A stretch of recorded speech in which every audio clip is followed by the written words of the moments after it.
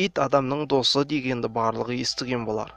Оның себебі иттер ең алғашқы қолға үйретілген жануарлардың бірі болып саналады.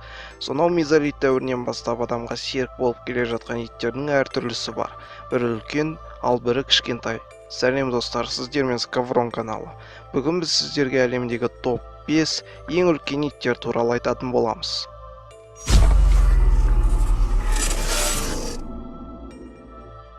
Ағылшын мастифі, немесе жай ғана мастиф.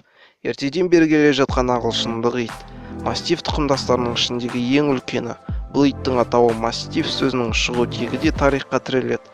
Бір деректерде мастиф сөзі ертеректегі ағылшын саксон тайпасының масти, яғни күшті деген сөзінен шыққан деп айтылады. Ал басқа деректерде мастиф сөзі массивиус, яғни өте орасан деген латын тілінен шыққан деп болжанады. Тибет мастифі осы ағылшындық мастифтің ата тегі болып саналады. Ағылшындық мастифтің салмағы 70 килограммға дейін жете алады. Ньюфаундленд иттердің ішіндегі өте танымал түрі. Алғашқыда Канадада қолға үйретілген. Бұл алып иттің қара, қоңыр немесе қызыл жүнді түрі бар. Саусақтарының арасында жарғақтары болады. Осы жарғақтар көмегімен олар суда жақсы жүзеді. Олардың адамдар арасында сүңгуір иттер деген лақап аты тарап кеткен. Тіпті кейбір аймақтарда осы Ньюфаундленд иттерін құтқарушы ит ретінде қолданады. Алабай немесе Орта Азия овчаркасы. Бәрімізге белгілі алабайлар да әлемдегі ең орасан иттердің санатына жатады. Алабай атауы оның түсіне байланысты қойылған.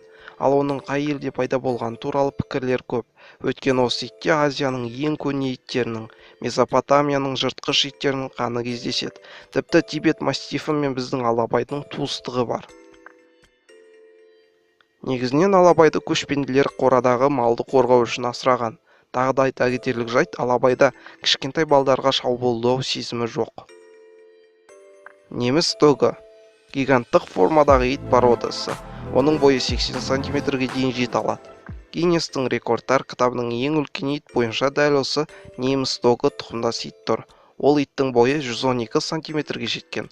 Оның үлкен денесіне қарап, оны қорқынышты деп айтуға келмейді.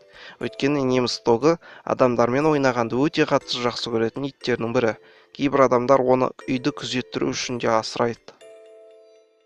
Тибет мастифі иттердің ішіндегі ең ертеде үйретілгендердің бірі болып саналады.